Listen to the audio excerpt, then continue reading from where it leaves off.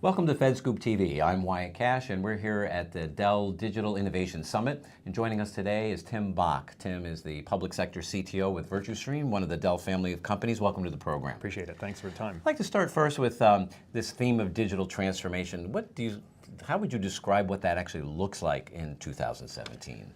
So I think Michael Dell, when he acquired EMC and therefore got a bunch of the other legacy companies, which includes VirtuStream, it really set the stage for being able to have a very broad portfolio of capabilities.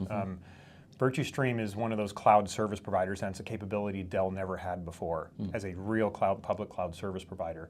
So I think digital transformation lumps that with other acquisitions like Pivotal, tying in some of the SecureWorks and the RSA products, and really giving a customer a ability to do everything from cloud-native applications through the most mission-critical enterprise-grade kind of tier 1 apps, being able to move those into a cloud environment, or maybe even just keep them on-premise in a on-prem, off-prem kind of hybrid model. That capability, that brilliance that Michael had, I think really lends itself well to us being able to support government agencies. Well, there's a lot of dimensions to IT transformation. There's the cloud, there's cyber, there's agile development. What would be one area you think would be a good place for government to work to kind of revolutionize the way government actually does business? So from the VirtuStream perspective, again, we're focused on the mission-critical tier 1 applications. And I think there's a lot of focus on moving to cloud and the cloud-first initiatives and all the policy things around cloud. And that's in the government think right now, that's moving to a public cloud service provider. I think there's some interesting ways to think about that, where you could also consider on-premise implementations or hybrid implementations and have that balance of on-prem and off-prem kind of capability, and not really, I guess, lumping every single one of your applications into that must move to the cloud.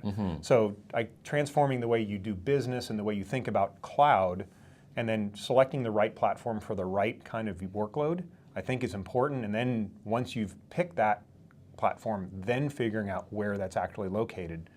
Different way of thinking about things, but I think that's the way they could transform more than just everything must go to a public cloud kind of model. Makes sense. Let's talk a little about the impact that the White House executive order has and the Management Act. How will that impact the way agencies can move away from legacy systems in your estimation?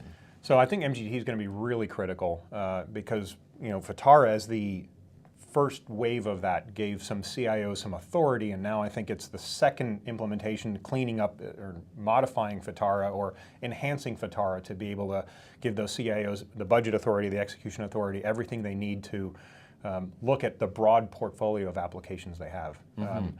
Again, those kind of technologies, those kind of cloud technologies, those applications that they're looking at, it was rough for them to be able to do that even under the guise of FITARA, but I think MGT especially is going to give them that, for lack of a better word, that kick, right? That the push to help them start moving, or to continue the movement from not just, again, those cloud native applications, but actually looking at the tier 1 apps. Finally, how important is it for the government to rethink the way they interact with constituents so that they can provide services on par with the way the private sector does? Well, again, I think a lot of that goes to looking at the way they currently deliver and the way they support their current applications.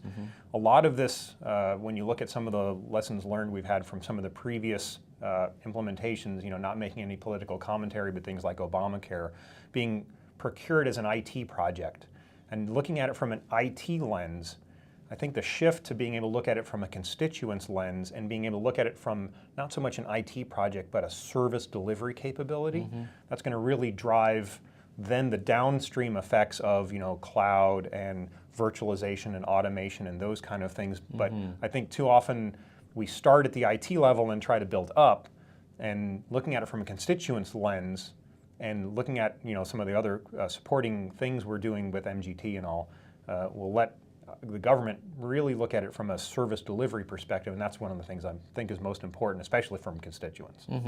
Well, Tim Bock, thank you very much for joining us today, sharing some of your insights. Really appreciate it. Yep, thank you for the time. Look for more of our coverage at fedscoop.com. I'm Wyatt Cash. Thanks for watching.